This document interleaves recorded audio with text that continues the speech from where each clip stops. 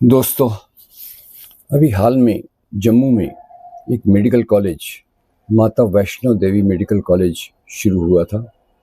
पूरी परमिशंस के साथ शुरू हुआ था और उसमें जब एडमिशन्स हुई 50 एडमिशन में से 42 एडमिशन्स जो थी वो मुसलमानों को मिली।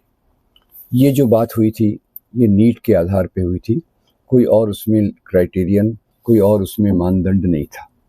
अब जब 42 मुसलमानों को एडमिशन मिली और 8 हिंदुओं को एडमिशन मिली तो वहाँ के वीएचपी, बजरंग दल और इस प्रकार से आरएसएस से जुड़े हुए संगठन इन्होंने एक आंदोलन छेड़ा और वो आंदोलन था कि इसमें जो हुआ है यहाँ तो क्योंकि ये माता वैष्णो देवी ट्रस्ट की तरफ से होता है तो इसमें केवल हिंदुओं को ही जगह मिलनी चाहिए। सच्चाई ये है कि इस मेडिकल कॉलेज को कश्मीर की सरकार ने अच्छी से फंडिंग की है, लगातार फंडिंग की है।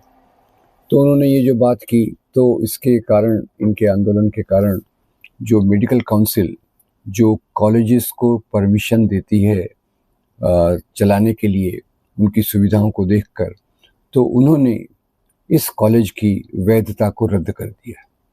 उन्होंने अपनी रिपोर्ट में कहा कि इसके पास जो जितने साधन चाहिए मेडिकल कॉलेज के लिए उतने नहीं हैं, तो इसका ये कैंसिल किया जाता है।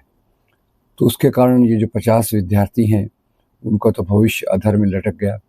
और दूसरी तरफ सबसे जो आश्चर्य की बात ये है कि एक कॉलेज बंद हो रहा है डॉक्टरी पढ़ाने के लिए, देश में डॉक्टरों की ज़रूरत है।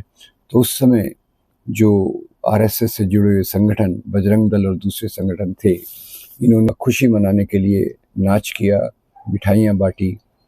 अब ये कितनी शर्मनाक अवस्था में हम पढ़ रहे हैं कि जहाँ जिस देश में शिक्षा के साधनों का विस्तार होना चाहिए, जिस देश में मेडिकल कॉलेजेस की बहुत ज़रूरत है, उसमें मेडिकल कॉलेज को बंद कराना और उस बंद करने पर खुशी मनाना, ये हमारे लिए वास्तव में शर्म की बात है।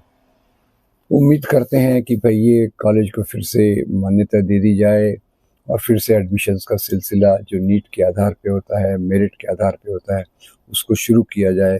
यही कश्मीर के राज्य की, कश्मीर जम्मू एंड कश्मीर की जो बात है उसमें उसका भला इसी में है।